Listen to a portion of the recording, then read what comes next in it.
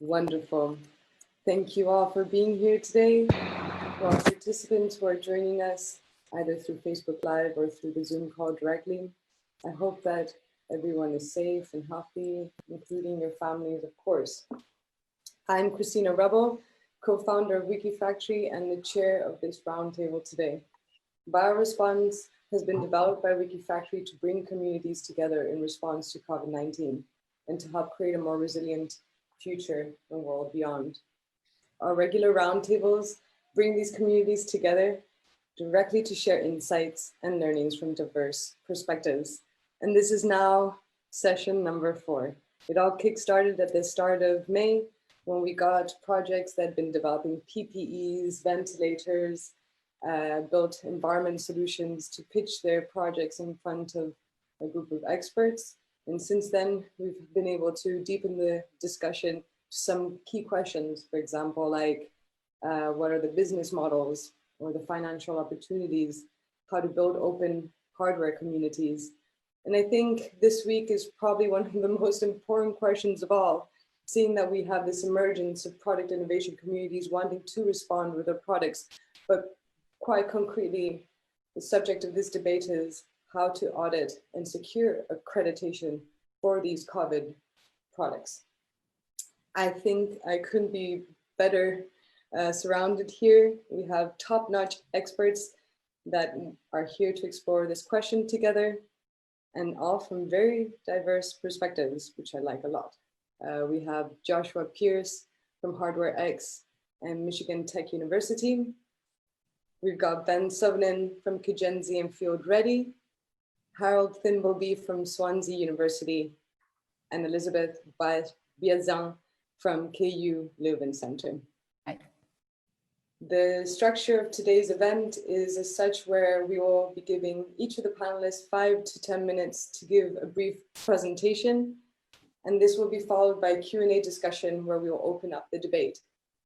I do have a few questions I've reserved myself, but the idea is that this is an interactive session. Please do use the button at the bottom of the Zoom webinar where you can ask your own Q&As, as well as in those who are visiting us from Facebook Live. And of course, we will be launching a poll today. Please participate in it.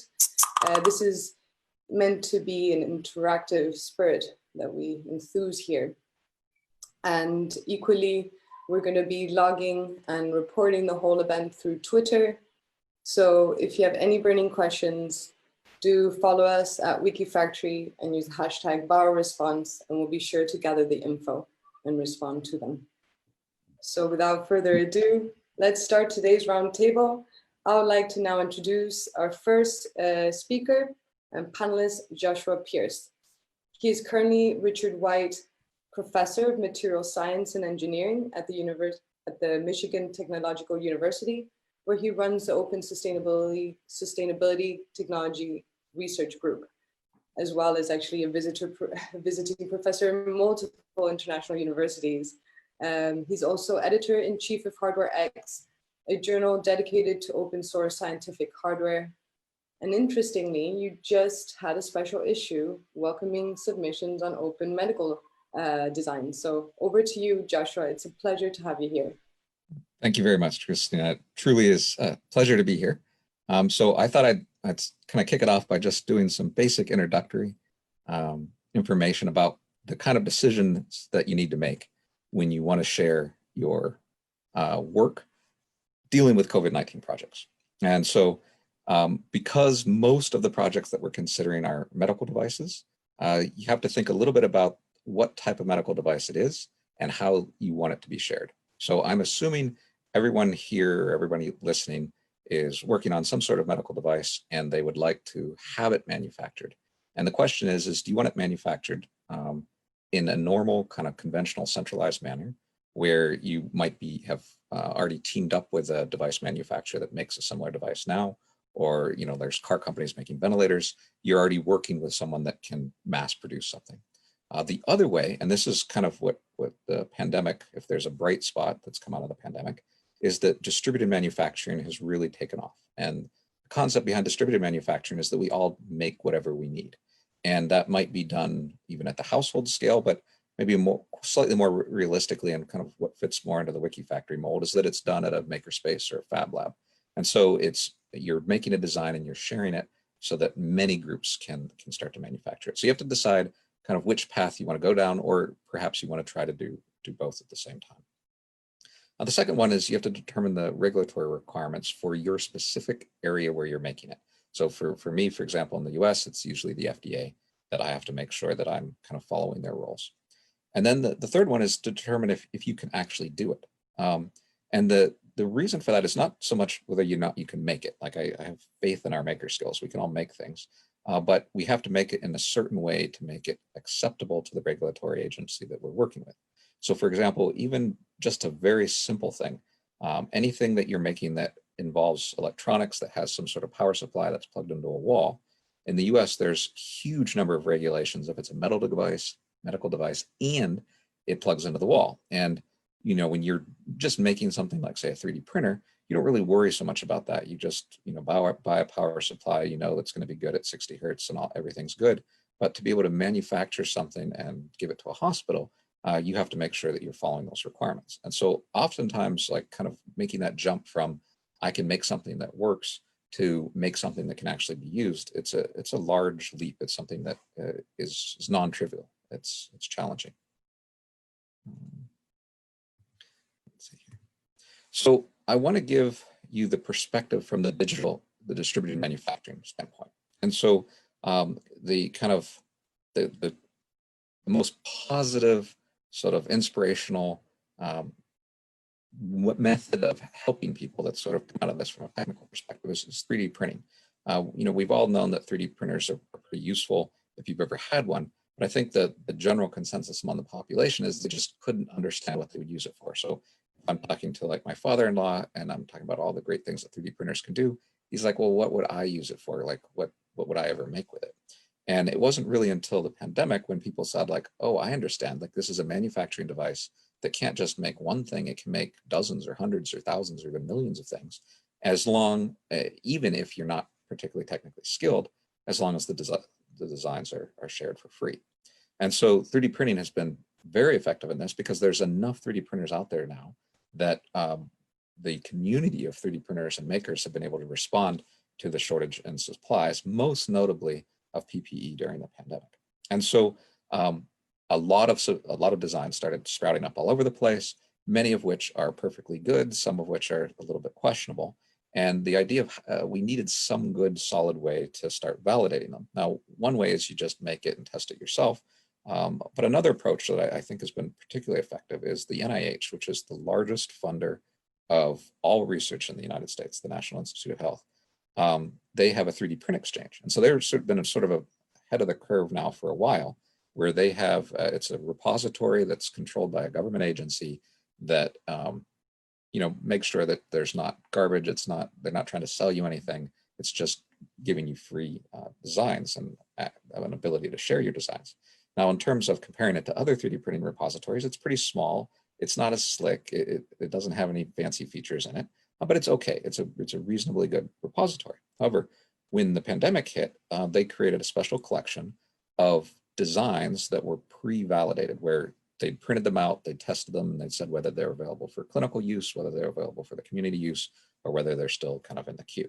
And so that has given a lot of hospitals and medical directors and things that are making decisions on whether or not to allow a specific thing into their hospital, even if it's, kind of gets a pass from the FDA approval, they can go to the NIH repository and know that somebody who's a medical professional has taken a look at it and said, this thing actually might not be so bad and might be useful. And so that has allowed millions and millions of 3D printed things to be used during the pandemic at hospitals that were having trouble getting supplies from more conventional manufacturers. When you're doing something like this, one of the things, particularly now, is that you have to make sure that the 3D printing that you're using is appropriate. So we all know that 3D printing has a lot of porosity associated with it, and there was a chance that in some types of designs you'd actually be possibly harming the person that you're trying to help. And so you want to make sure that they can be cleaned and used in some way. And so for many of the designs, you can clean them chemically. And there's also sterilization methods that are available in most hospitals, usually a chemical or a heat based treatment. And like there's been a lot of, I would say, acceleration to push technologies that weren't quite there yet out. And so one of the ones that my group worked on was a high temperature 3D printer. There's lots of high temperature 3D printers out there on the market. And so these are printers that can print things above polycarbonate. So it's things like Altem, PEI, PEC, those types of materials. And what's nice about those materials is you can sterilize them in an oven. And so if you're thinking about PPE equipment where you want to be able to reuse it day after day, and you want to make sure that it's clean, like the whole idea with a face mask is the outer surface of the face mask becomes contaminated. So if you touch it, you contaminate your hand, and then you can get yourself sick. And if you're in a location like a ward in a hospital where there's many people suffering from COVID-19, you can assume that like your entire outer surface is completely covered with virus. And so the last thing you want is virus to be kind of inside your PPE and that you're going to try to reuse the next day and contaminate yourself when you put it on. And so one of the ways that you can sterilize it is with an autoclave or a high temperature system. And so if people are going to be doing this themselves, they need access to high temperature 3D prints. Those systems are very expensive, starting kind of $50,000 on up. And the whole idea of having distributed manufacturing that has been so successful at some of the other things like face shields that were throwaway items doesn't work for a different class. And so we designed a high temperature 3D printer that you can make yourself for $1,000. It's under review now, and I'll talk about why that's necessary, but you can get the designs now and start building it yourself.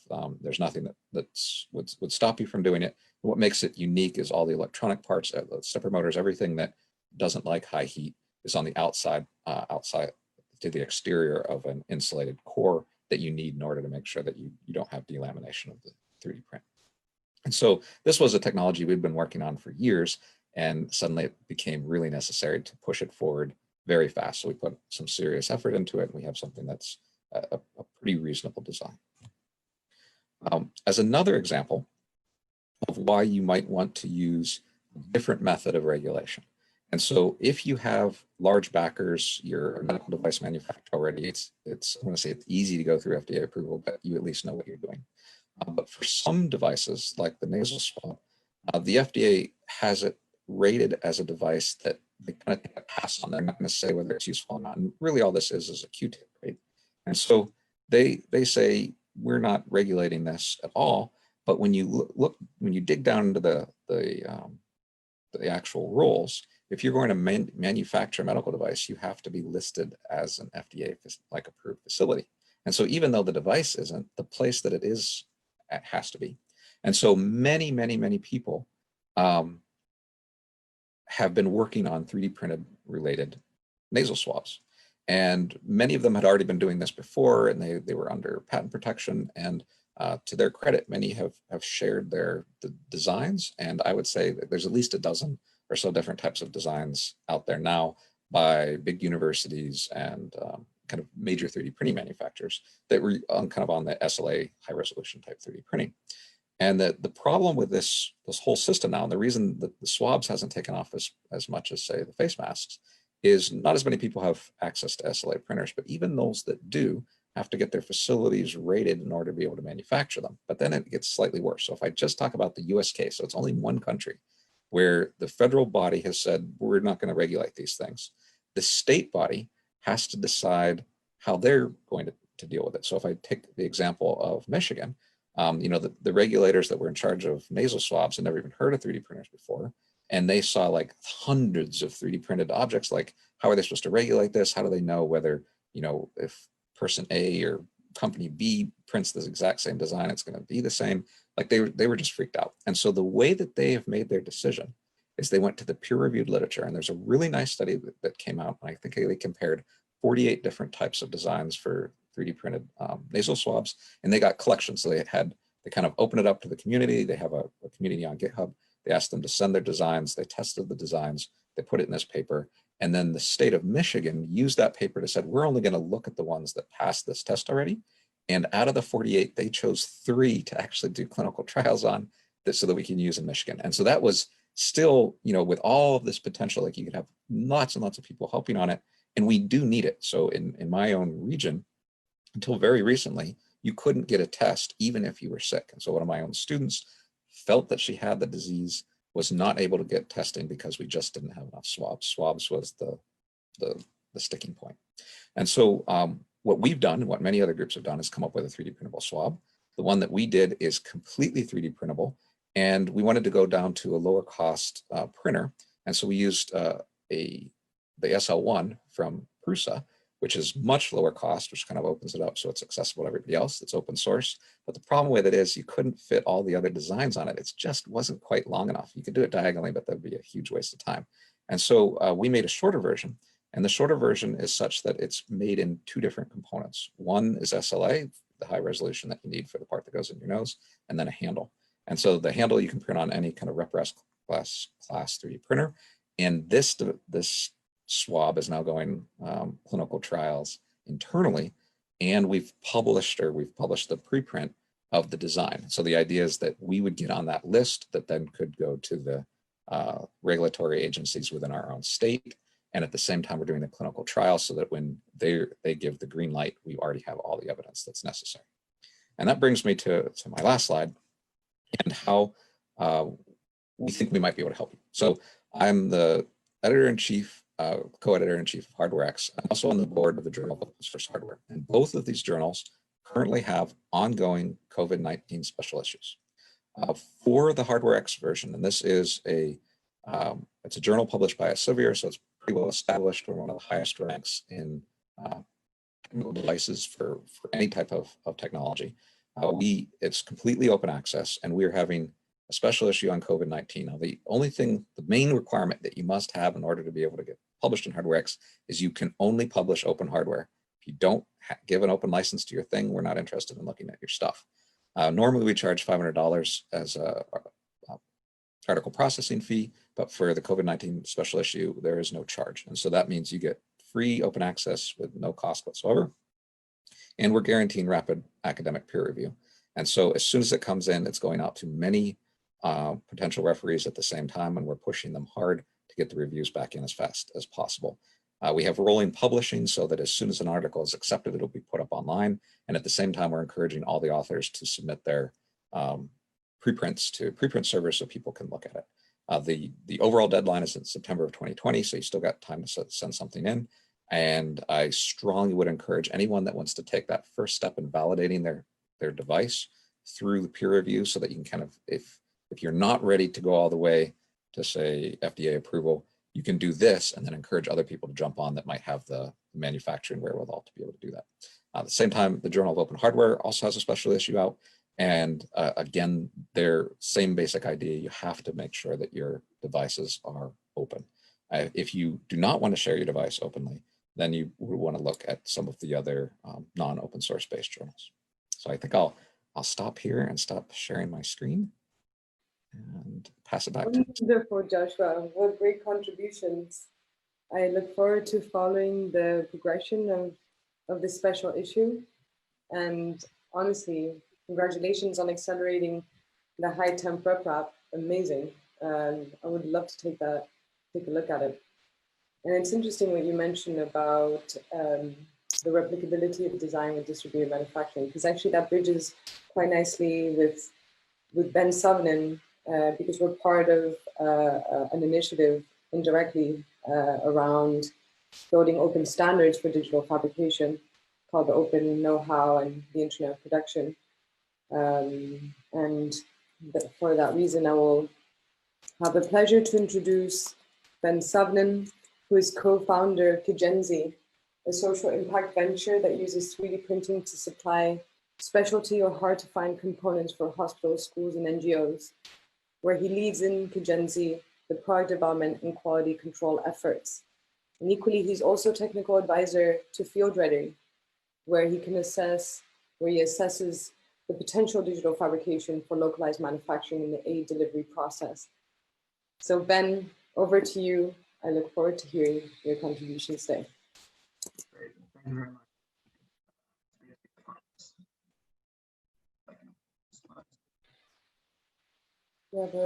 No issue with the audio.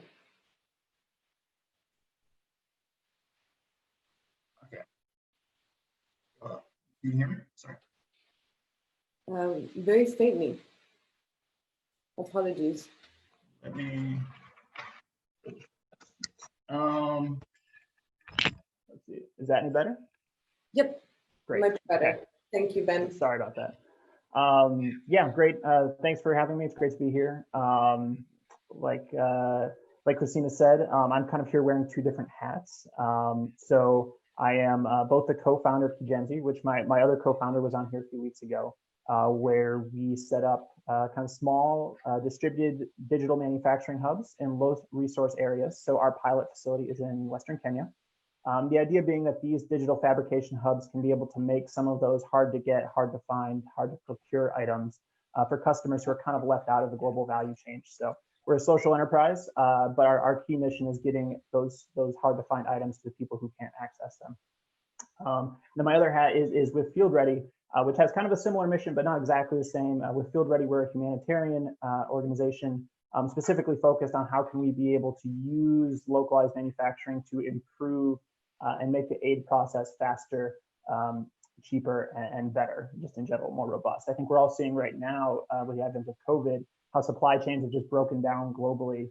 And while that's been, a bit traumatic in the Western world, in places like Kenya, it's gotten even worse, just because supply chains in many places were already quite fragile as they are.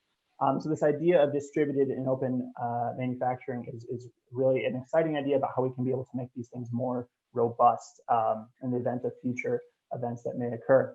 And so both organizations, we've been really busy in light of the COVID-19 pandemic. With Kijenzi, a lot of the things that we are actually making in Western Kenya are spare parts and different components for repairing machinery. So during COVID-19, we've been doing things like repairing infrared thermometers, repairing oxygen tanks, repairing resuscitators, kind of those key medical items that are needed to be able to respond to this crisis. And then with both organizations, we spent a lot of time, kind of like everyone in a very great way globally has been involved in the creation of PPE. So we've been delivering face masks in Kenya, and then all the other places around the world, Field Ready works, including Iraq, Bangladesh, South Pacific, all over the world. And so for both organizations, quality assurance is really kind of a really important part of everything we're doing. And I'd actually say, I would go so far as to say is that's actually one of the primary things that both organizations are bringing to the table. You could drop a 3D printer in Western Kenya, but it's kind of the designs and the vetting of those designs that we are helping people work through. That is kind of the real service that we've been able to offer so far with Kijenzi. And I think for both organizations too, when you're dealing with exceptionally vulnerable customer bases, people from a lower resource setting or people who have been affected by some sort of disaster or crisis, we need to really make sure that the hardware and software that they're using is up to par. There's no room for error in a lot of these types of settings. And so quality assurance is really baked into all the processes. Well, for Field Ready and Kijenzi, they vary a little bit. It really begins at the very beginning with the research, with the product prototyping, internal testing, taking those products out into the field, doing some observation, and ideally, in most cases, some external validation on those designs as well too, especially the ones that are medical. It's not always clear in some of the places where we work where that external validation needs to come from and who it should be coming from. And so that's kind of where my answer to this question of how are we going to audit and accredit different devices for COVID-19, I don't really have, the answer is kind of disappointingly, it depends. It really is very contextual in terms of what's the specific product we're looking at, where is it, and everything like that. But some key points that we often think through when we're starting to develop a product. And again, I've had a chance with my teams to work on a variety of products so far, and a variety of different hardware innovations in response to COVID-19. But the story's been a little bit different for each one. And I think some of the key things that we think through as we're trying to get through this process is kind of the who, what, when, where, why, right? That you're supposed to ask for any given product or story or question. And really kind of some of the key things being who is going to be interacting with these products, what is the level of expertise. So if we're creating something and we're delivering it to somebody, what are their expectations? What are their skills? The person receiving it, how are they going to be using it? And then kind of, do they have a clear understanding of what this hardware is going to be doing? I think one of the things that we've seen most importantly, whether we are working, no matter where we are working, and especially if we're working with regulators on a product, paperwork, documentation, while not as fun often to us makers, is really kind of a key part of making sure that everything is safe. Making sure that we're making honest claims about what our hardware can do, what it's capable of, what it's been tested through so far, so that the end user and the regulators who we're working with are able to have a very clear understanding of what we're doing. I think it's also important to understand, when do we need approval on a product versus when do we need compliance. Like I said, in some of the places we work, it's not always clear who is regulating a specific product. When we first started responding to COVID-19 in Kenya, Kenya had not really yet released any, the Kenyan Bureau of Standards had not yet released any standards for face shields in terms of what was expected. In our case, we started designing to what we were able to find through ISO and other governing bodies, but approval wasn't really going to be possible or relevant in Kenya because the governing body, the actual regulator, didn't have anything framework set up for testing these products. So we had to go for compliance instead to international standards. That's changed since then, but that's kind of the story when we first were getting started. I think it's also really important when we're looking at a product and a scenario to understand where our expertise ends. I think, like Joshua said, we can make anything, but that doesn't always mean we should make everything. And it's important to understand in terms of our team internally or people we're working with, what are the limits of our expertise, kind of taking a sincere and humble look at what we're actually capable of and where we need to draw the line as far as our innovation that we're working on, and when do we need to acknowledge that we need to go externally to get some evaluation or accreditation to our product. I think that's a really important thing as well.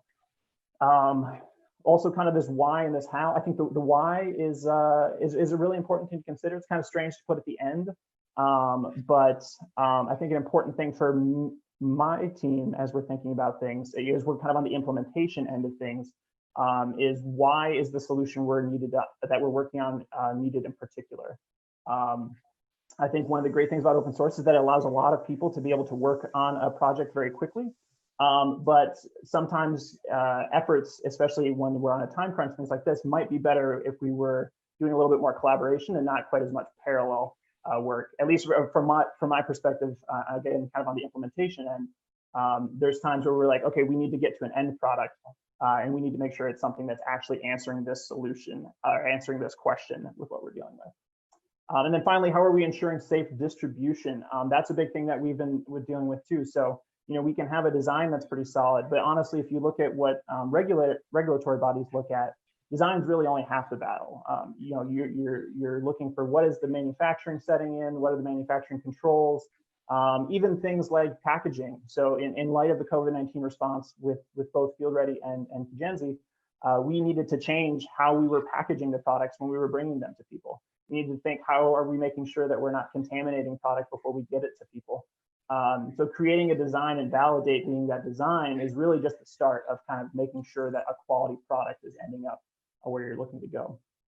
But yeah, a lot more I can say on all that. I know I only had a few minutes here, but I'm really excited to talk about some of these things in the next hour or so. Thanks. Thank you, Ben. Really impressive work that you're doing with Kijenzi and Field Ready. I think we're all thinking exactly that.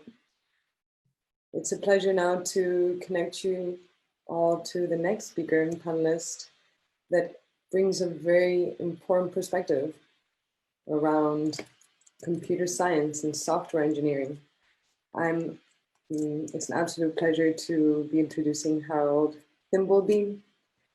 Harold Thimbleby is Sea Change Fellow in Digital Health based at Swansea University.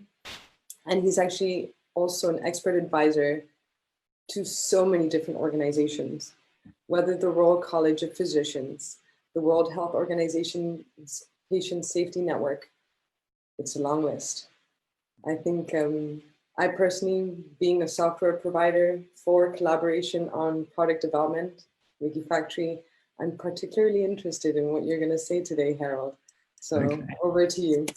Okay. Well, thank you very much, Christina. I'm going to start sharing my screen. Is that working? Yeah. So Ben and Josh, and for many people, the emphasis is, can you hear me? Can you hear me? Perfect. Thank you. Good. For lots of people, the emphasis is on how we make stuff that meets the regulatory requirements.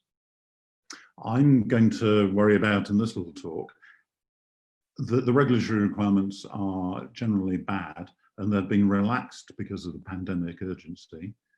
And the question is, how do we help everybody do high quality work that's appropriate to whatever they're doing? And I'm going to give a couple of examples of software that is rather bad, and then I'm going to explore some ideas for helping. So here we go. So JamVent is an open source ventilator made by Imperial College, and they say it passes the UK medical device regulations. I wrote to them and said, where's the software? Like, all the photographs of the device have it connected to a laptop. So what software is it running? How do you get it to build, and so on? And they mailed me back and said, our software is still being spiffed up. And spiffed is a word that means, it's an informal word. It means make somebody look better, more positive. And it's not a word you talk about with software. And it rather betrays that the software behind this is not something that they're able to share, and it needs a lot of work.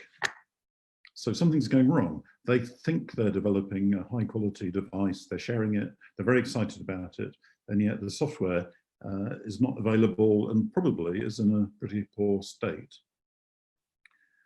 Okay, that's interesting.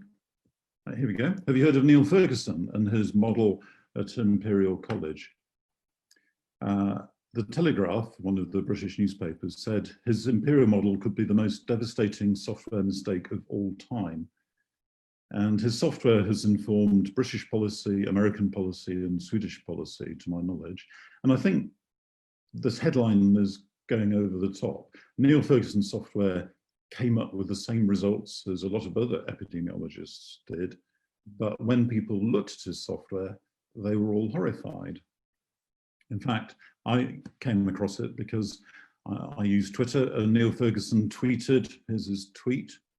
I wrote the code, it's thousands of lines of undocumented C 13 years ago to model flu pandemics, right? So this is not how you write code to inform public policy for a COVID pandemic. Something very strange is going on. I'm writing a book on digital health, and this is one of the pictures from it. It's a little epidemiological model. It's very straightforward. You start off with a few people being infected, then lots of people get infected, you recover, and then it all dies out. And the software is very straightforward. Here it is. I documented it, and the documentation is a nice little outliner. It's really easy to do. So the question is, how can we help people like expert epidemiologists, hardware manufacturers, ventilator makers, and the rest of them, anaesthetists who are building ventilators? How can we help them improve the quality of the engineering they're doing? And how can we help them improve, in particular, the software quality? The problem is everybody can program, children can program, but to program well is really very difficult. So in some fields, you are required to do a risk analysis before you start. And if you want FDA or MHRA regulatory approval, you have to know what category or class your device is going to be in, because if it's going to be, say, PPE, you don't have to work so hard as if it's going to be something like a defibrillator. So in some areas, like nuclear power, you do a risk analysis, and then you allocate safety integrity levels to what you're doing, and they're SIL 1 to SIL 4, SIL 4 being the highest level. And then it works roughly like this. You work out how often things are going to happen, and across the bottom, how severe they are. So if something has negligible severity and doesn't happen very often, it's down in the bottom left of this. But if it happens frequently and the consequences are catastrophic, it's up in the top right. And the diagram becomes perhaps a bit clearer if I color it in like this. The redder it is, the more risky the problem is. So your risk analysis would work out, what am I doing and what SIL level do I allocate it? And then the higher the SIL level, the more careful and the more professional your development has to be. And for many systems, there are different SIL levels. I thought a good example would be Amazon. Probably SIL 0 is when you buy something. If you get sent the wrong product or you lose your money, Amazon can send you some more money. It's not a big deal. Whereas if Amazon lose your credit card details, there's a lot of fraud and identity theft, and that's higher up on the right, SIL 3 or SIL 4, depending. So when you develop software for Amazon, you may be anywhere on the spectrum. The same with medical software. Some of it is low level and some of it is very critical, but you need to do the risk analysis to know where you are. Most of the stuff we're trying to help with COVID is in this area. So if your 3D printing for PPE goes wrong, everything that is printed is going to be a mess. And the consequences of that is people will catch or infect other people with COVID. So the problem is, where are people's skills, particularly for developing high quality software? The two examples I showed you at the beginning of this talk weren't open source, so nobody was reviewing the code they were writing. And when you do get hold of the code, as I have done with Neil Ferguson's code, is it's not documented, there doesn't seem to be any version control, there seem to be no requirements. Where is the oversight? Where is the help and training available for people to do better? Are they at the top right, SIL 4? Are they doing static analysis? Are they using formal methods and so on? I doubt it. And yet lots of people have died from bad decisions about the pandemic. So here's the proposal. If you send a paper off to a medical journal, you have to have ethics approval from an ethics board. So if you're doing studies in a test tube, there aren't many ethics about it. But if you're doing studies on rats, you have to take more care. And if you're doing studies on humans, you have to take more care, and so on. And that's something we all accept and is routine. I think we should have something very similar, which I'm going to call a software engineering board. Every research institution should have one. And they help people doing research, which involves software, to do a thorough risk analysis and then act responsibly to the level of risk that their work is requiring. If they're just knocking up a computer game, that's SIL 0. But if they're developing software for ventilators or heart implants, then it's a SIL 3 or SIL 4. And then the software engineering board would say, can we help you do formal methods or better version control or whatever it is? So it's a straightforward idea. It needs a bit of work, but it means it's a way of helping people produce safer software. So moving forward, I've got papers and stuff and things that you can follow up. And you can get this talk off Christina later, so I won't dwell on this slide. But the question really is, what are your ideas for making more resilient open source hardware and software? There you go. Fantastic, Harold. Thank you very much. Found that extremely interesting and relevant. Oh, yeah, click this button. All right, done it. Wonderful. Thank you. Okay. In fact, I would now like to introduce Elisabetta Biasin, if I name you correctly. She's researcher in law at KU Leuven Center for IT and IP Law. And actually, she's currently involved in several e-health research projects like Made for You and Careables.org, which is actually tackling some of the points that Harold was mentioning in terms of what is needed, in terms of, support. More broadly, those projects are supporting designers, engineers to work with practitioners in the health field to bring about open and collaborative products. And she herself is focusing on the ethical and legal issues related to open source in healthcare. So it's a great pleasure to have you here, Elisabetta. Over to you. Thank you very much. I will start I will start sharing my screen. Okay, can you see my presentation? Is it visible? Yeah. Okay. Okay, so hello everybody. Thank you very much to Wikifactory for inviting me here. What I would like to do today is to share my experience within the Made for You project and the caresbo.org project. And I would like to, of course, reply to the question how to audit and secure accreditation for COVID-19 product. I'm a researcher in ICT law. So in the Made for You project, I'm currently researching all the ethical and legal issues related to the development of open source hardware project in open collaborative platforms. And legal issues range from IPR to intellectual property, to rights, to tort law, to medical devices law, to privacy and data protection law, which is also relevant for open source hardware and also to additive manufacturing. So what I would like to bring is, and to tackle the question of this panel is to bring 3 points. One concerns the context, one concerns the legal framework that we are going to speak about, and one concerns a little bit the recommendation I would like to share in light of my experience in the Made for You project and the caresbo.org. And also what I have learned so far by exchanging my views as a lawyer with makers and designers for the developing of healthcare solutions. So the context right here at the moment is ever since the spread of COVID-19, communities of fabless makers have been joining forces to design and reproduce healthcare solutions.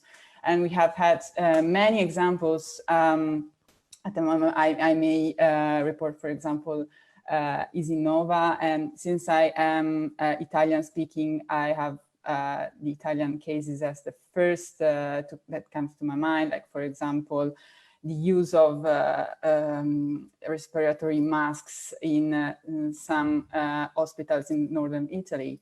And I think this is a very important thing to report in this context. What I would like to share here is a little bit my input on navigating the law. So if you are actually developing open source hardware healthcare solutions, what should you take into account? And I would like to focus, of course, on medical devices. I think that the first question that should be tackled is what are the legal frameworks that need to take into account? Of course, there is privacy, data protection, and intellectual property, which is really important. But now I would like to talk about medical devices and law, and also personal protective equipment law. I'm established and researching in Leuven, which is in Belgium, and I'm following a Horizon 2020 project. So my knowledge is limited to EU-wide legislations and Italian legislation.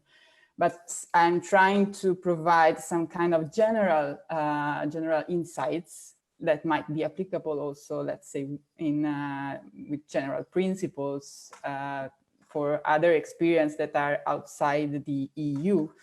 I think that it's really important when somebody develops a medical device to understand whether it is a medical device or it is a personal protective equipment.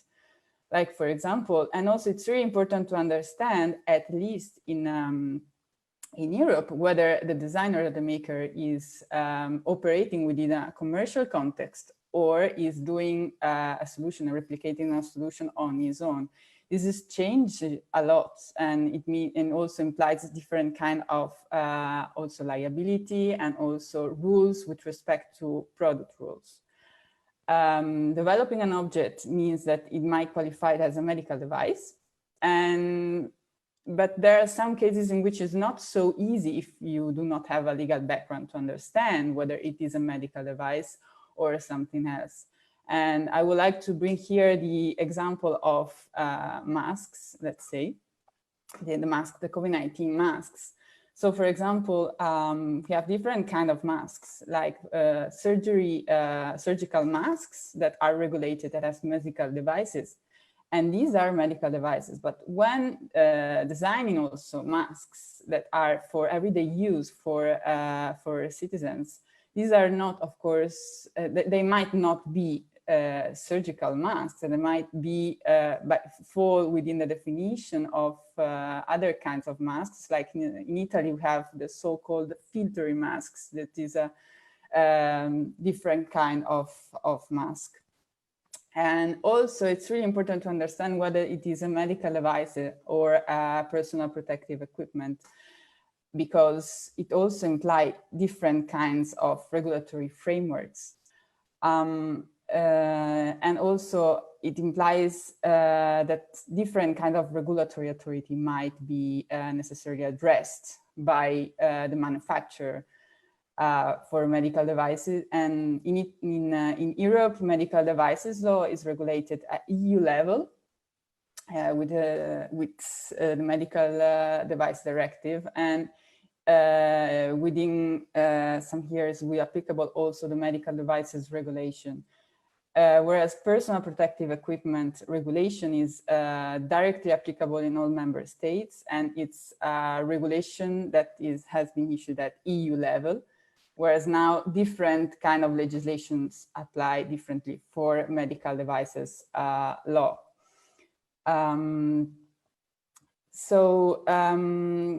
Also, so another thing that I would like to add is once you understand whether it's a medical device or a personal protective equipment, and especially for medical devices, it's crucial to understand what kind of medical device is, because depending on the kind of medical device that you are actually manufacturing, it implies also a different kind of risk assessment, and medical devices might be of different classes depending on the risks that they imply to patients' health and safety. So depending on this, you may face different kind of regulations, and you may need to comply with different kind of regulatory legal requirements. And to do so, it's really important in Europe, for example, to take care of analyzing medical device classification rules to understand. And there are also really important guidelines at EU level that provide several examples on which kind of medical devices might be, with some practical examples as well. Finally,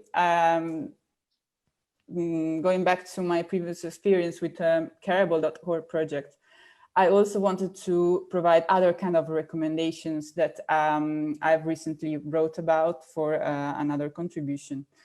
And I think this is very useful when operating in collaborative platforms such as careables.org or other kinds of platforms where designers are uploading their designs and someone else downloads the design and reproduces it.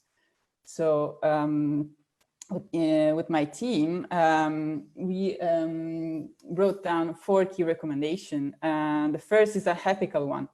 It's a principle of not doing harm and be responsible. So while designing a solution, whether or not it may qualify as a medical device, it should be done responsibly.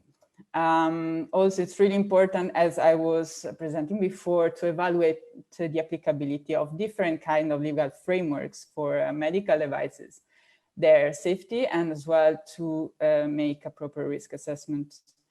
Another, let's say, less legalese and more user-friendly recommendation was keep calm and choose a license, meaning that when you upload something on a collaborative platform and you wish to have it free use, it's always important to remember how to manage, and decide what kind of license you want to use for your designs. And also, it's really important always to remember that when you share your knowledge on collaborative platforms, you really also need to remember that those platforms have a global reach. So if you are designing with someone else in another state, which applies different kind of laws, this is also important to take into account. And also, if you, for example, manufacture something in certain states and you want to sell it over another state, you also need to take into account these kind of factors. So it's really important, something that it's not always the first thing that you would think about, but it's also important to think about. And also, with respect to the COVID-19 epidemic, some governments have provided ad hoc waivers or specific guidance for the making manufacturing of some kinds of COVID-19 solution in a swifter way. So, for example, the European Commission has issued a month ago guidance on 3D printed products, or for example, Italy had also provided some kind of less detailed waivers, but some kind of legal provisions that are relevant to COVID-19. And also, as far as I know, also the Netherlands have provided some kind of waivers. So this is a bit what I wanted to present today in a very synthetical way. And if you wish to find some other, some more detailed overview, we are writing some reports that concern legal challenges for open source hardware in healthcare. And me and my colleague Eric Kamenjasevic. And of course, today I just wanted to provide a brief overview of what I think it's really important to focus on while addressing the most relevant legal requirements for medical devices in healthcare. So thank you very much for your attention, and I'm happy to continue the discussion. Excellent, Elisabetta. Thank you very much. Thank you. I agree with you. It's fantastic that, at least from my knowledge as well, from the EU perspective, that there are waivers of fees and access to standards, and that kind of information is made directly accessible and for free in many cases, and that, you know, in many countries and regions are thinking about funds to actually cover the costs of these COVID-19 products.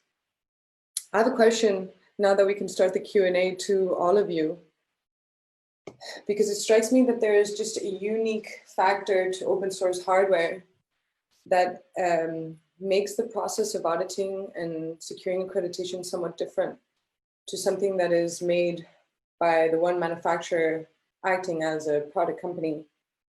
I'm not quite clear as to whether it's CE markings at the EU level or the MDSAP or any ISO standard for that matter.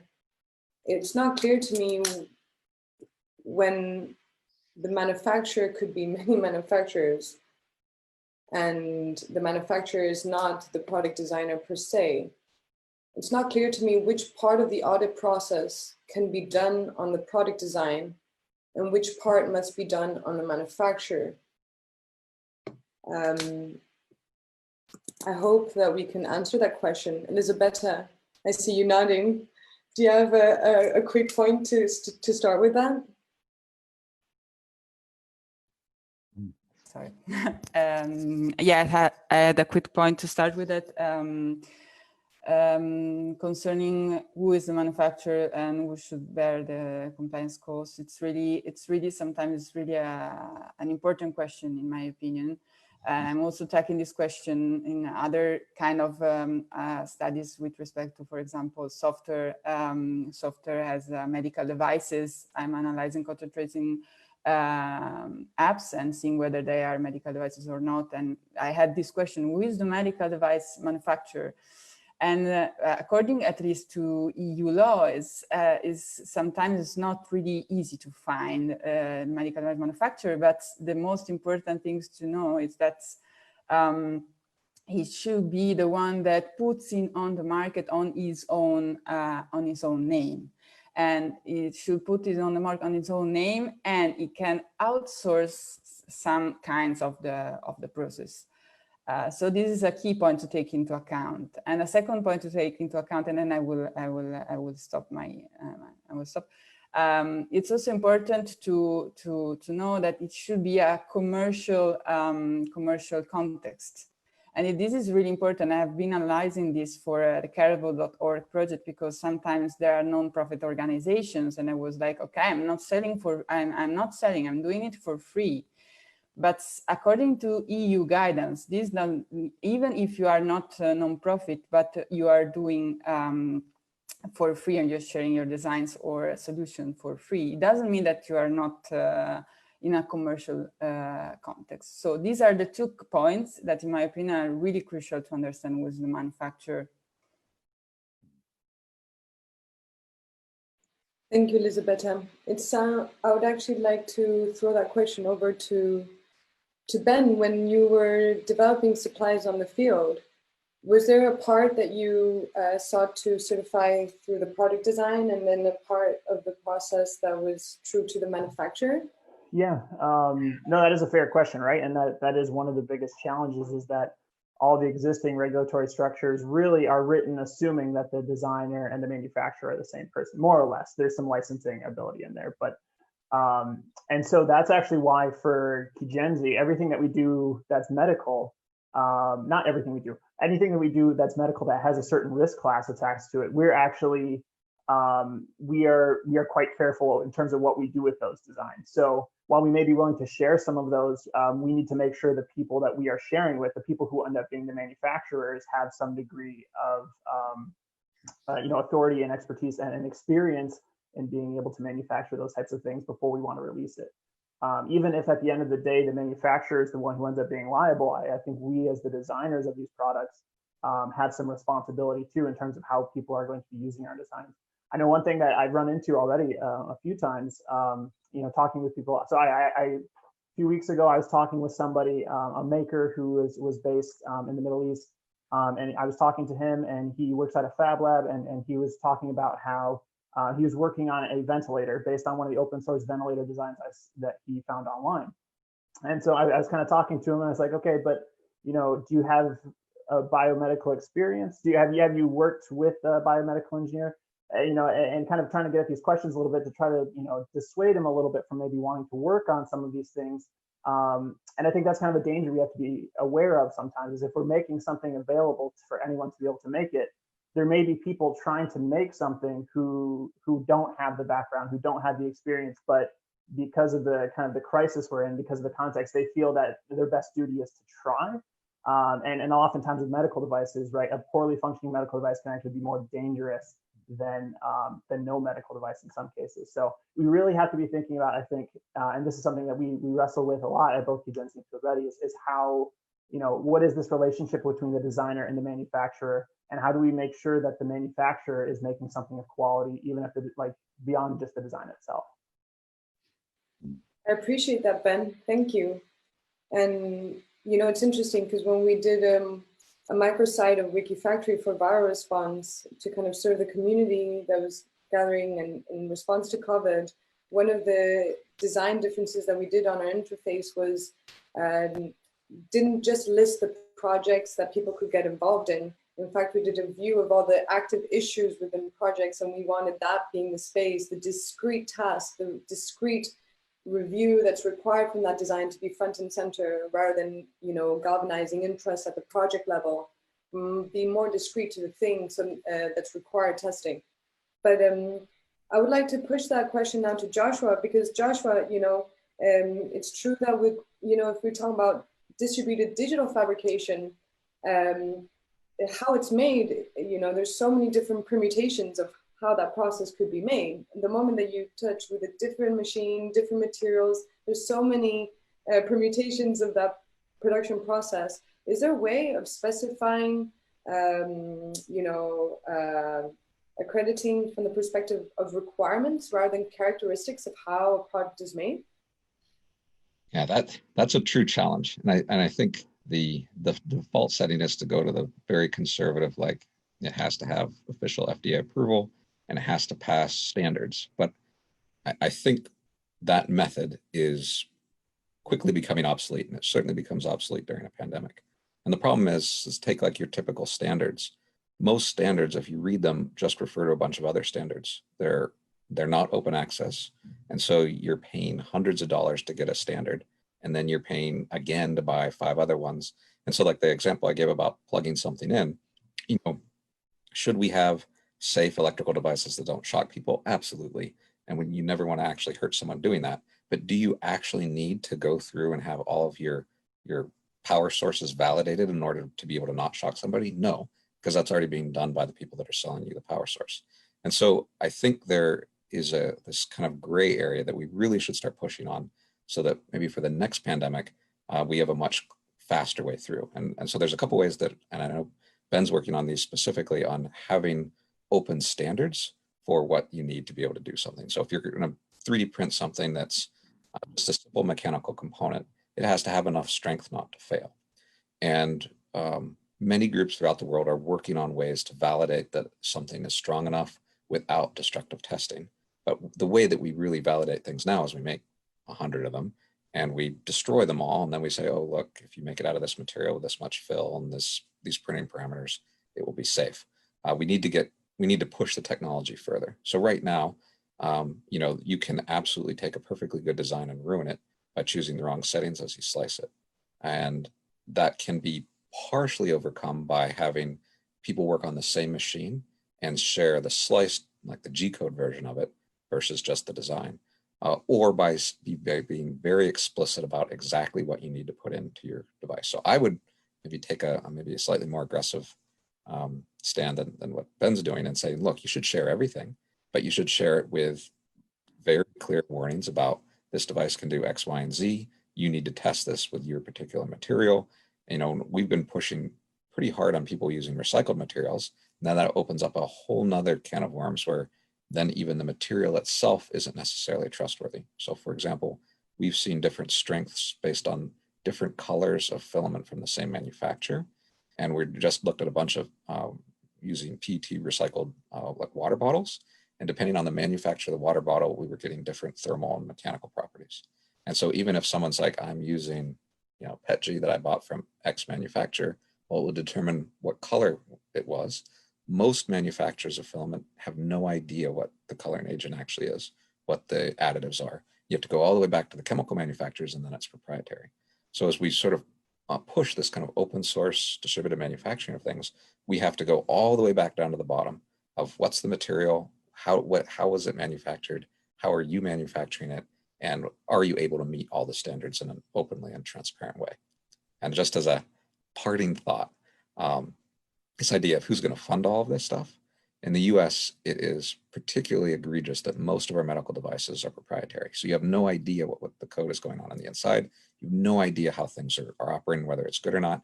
And your only hope is that the company, because they're held liable, is going to make sure, you know, all their T's are crossed and I's are dotted. It makes a lot more sense, especially if it's being funded by federal governments or national organizations or international organizations, that everything is open.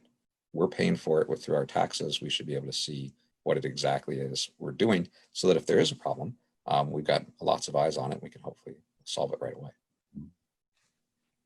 I resonate with you. In fact, that quote from open source of given enough eyeballs, all problems are shallow is so relevant. And it strikes me that this process of design to production actually is, you know, software enabled, but most of the tinkering happens on desktops, and that information is completely lost. There is no way of automatically sharing, say, the slicing configurations or the machine code that you're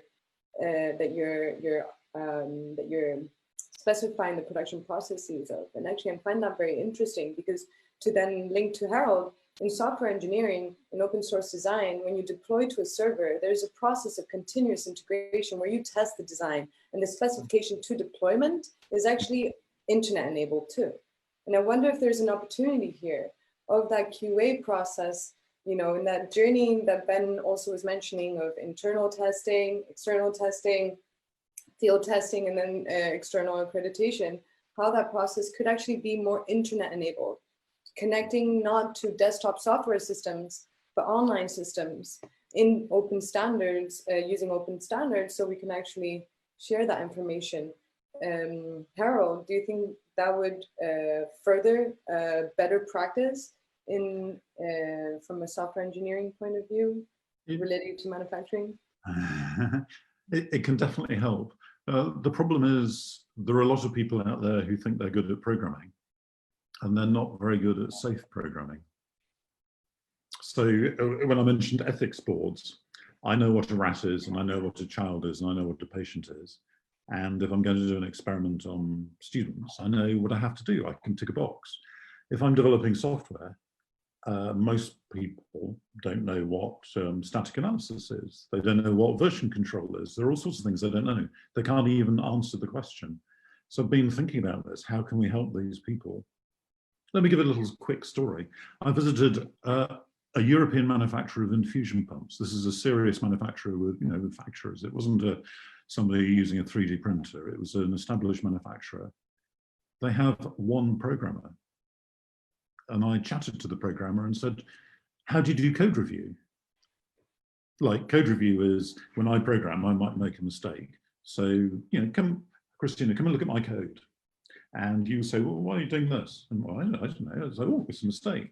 That's that very quickly. That's what code review is. And I said to this guy, how do you do code review if you're the only programmer? And he said, what's code review?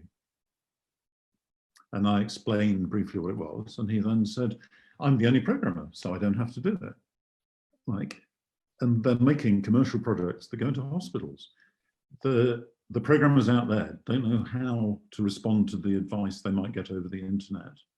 So I've been worrying about this, and my idea of software engineering boards is there wouldn't just be like an ethics board that, you know, asks you the questions, but they might come and have a discussion with you and offer some mentoring and some help and say, well, if you're just knocking up some database for cross-referencing or something, that's fine, you know, get on with it. We won't interfere.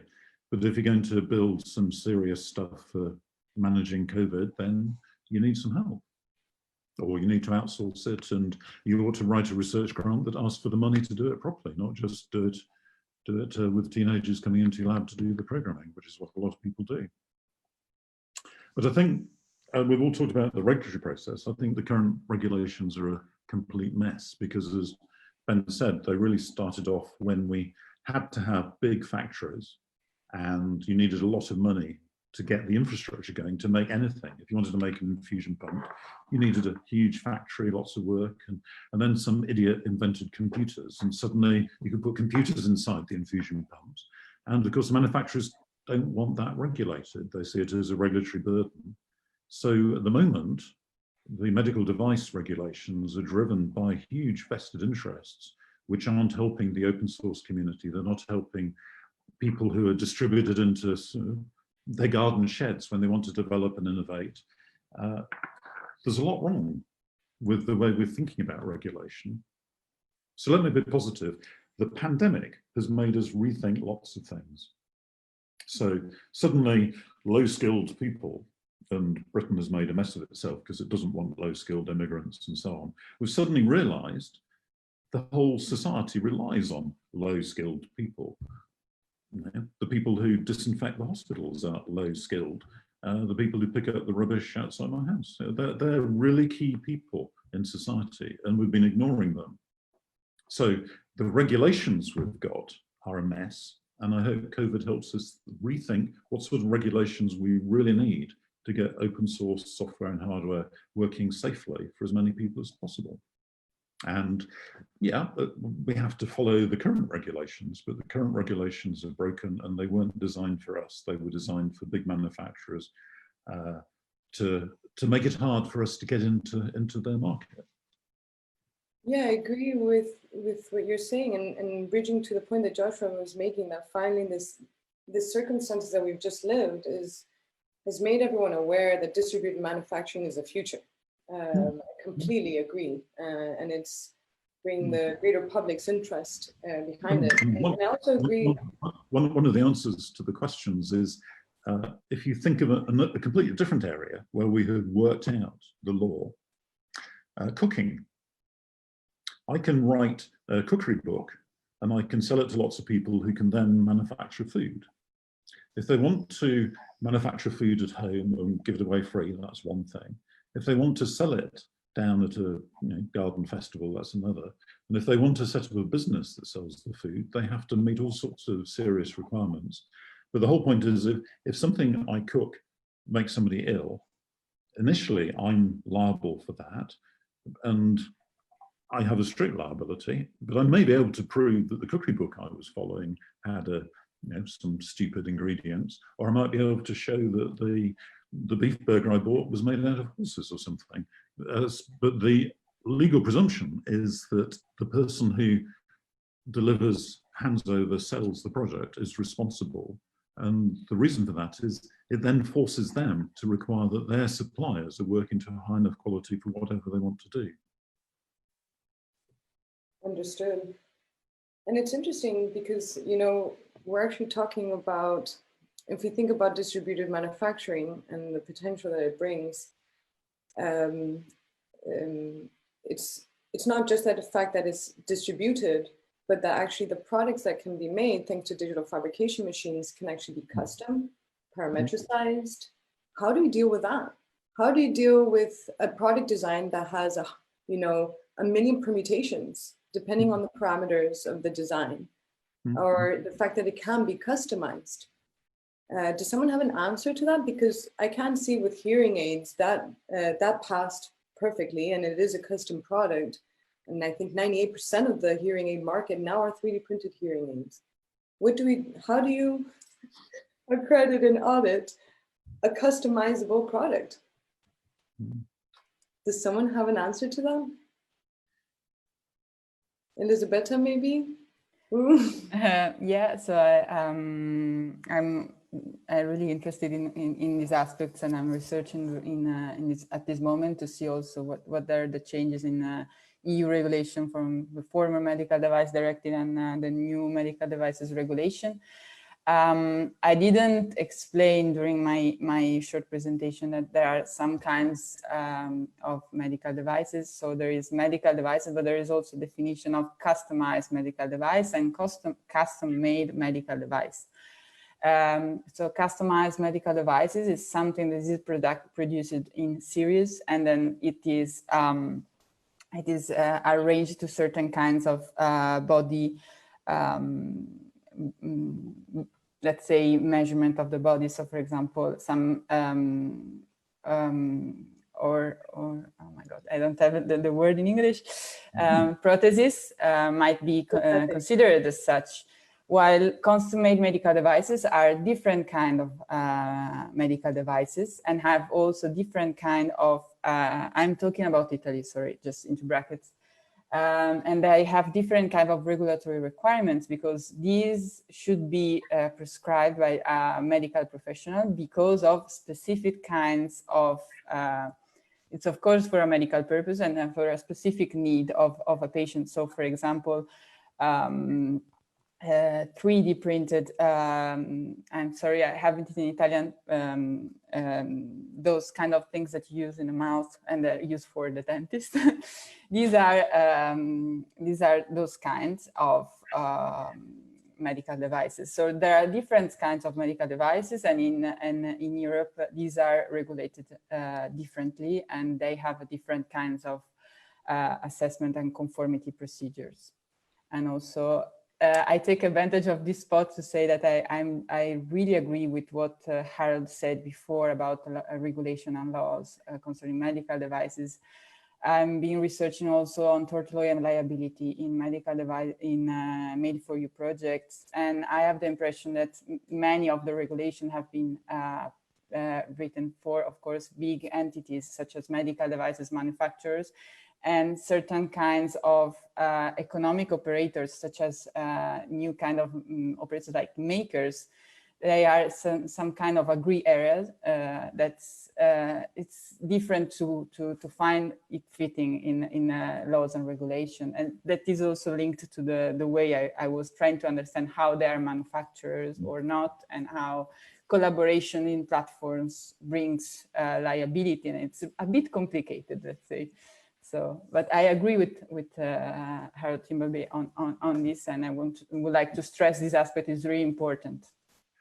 Can I briefly, Elisabetta, disagree with one thing you said about yes. Asking doctors, medics for their opinions? I mean, that's helpful. There was a time when everything medical was fairly simple, and you could talk to a doctor about whether it was any good. Like if you've got a scalpel, you know, surgeons understand scalpels.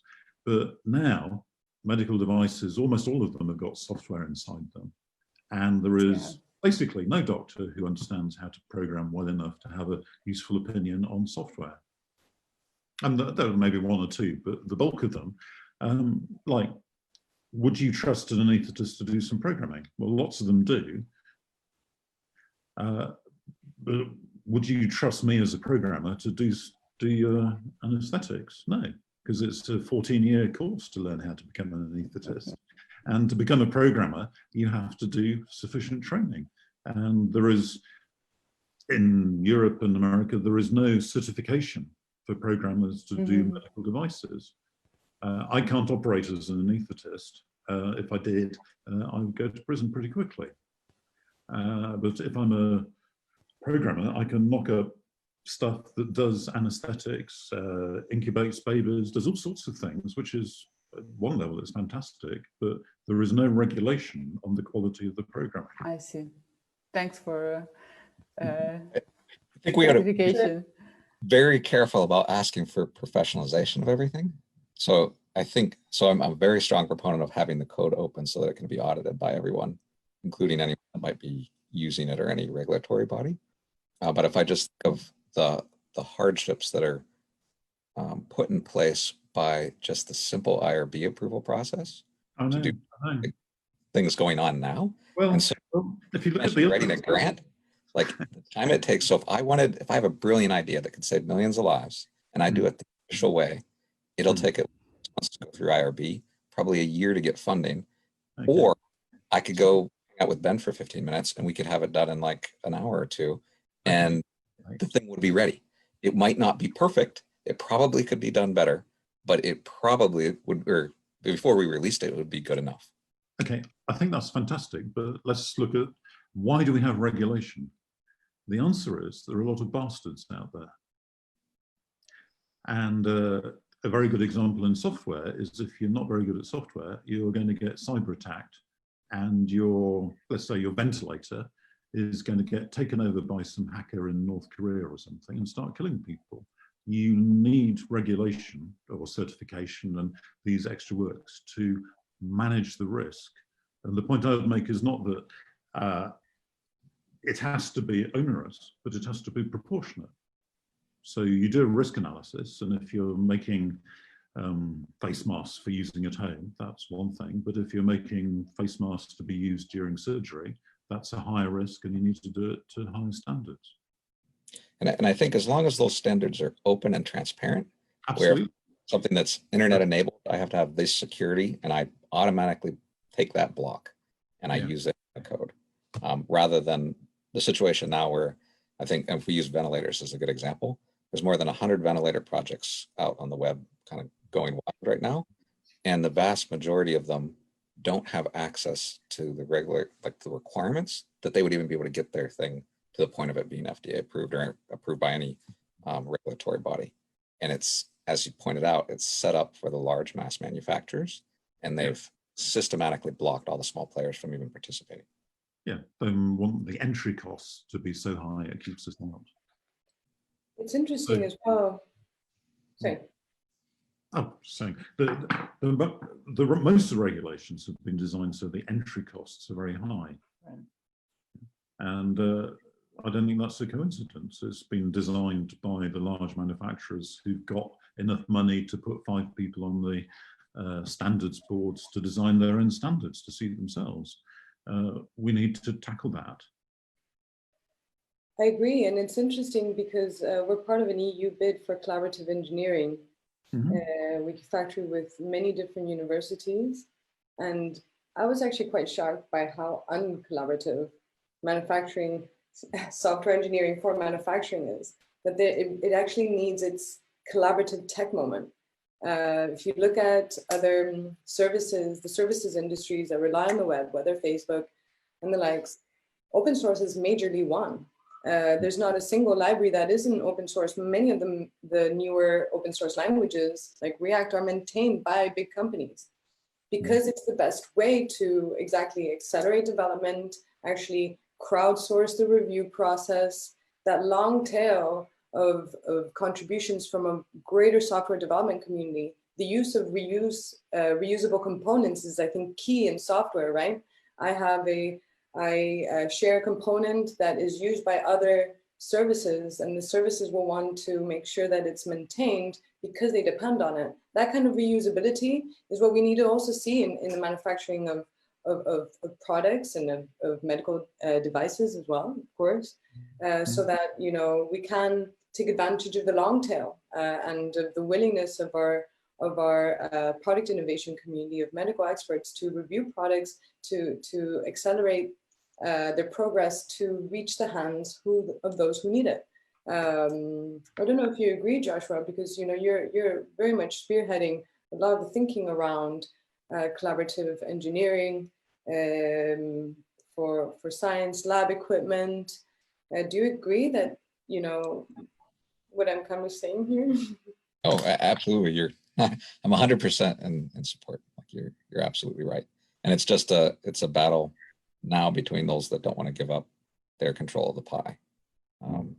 I think, like you pointed out, in software now, it's fairly well established that if you want the best possible technical solution, you got to let everybody else in on it. And in hardware, it's becoming more and more obvious. And you can kind of see that with some of the open source projects now going on with COVID-19, where there's been some really nice, good, solid mechanical engineering design.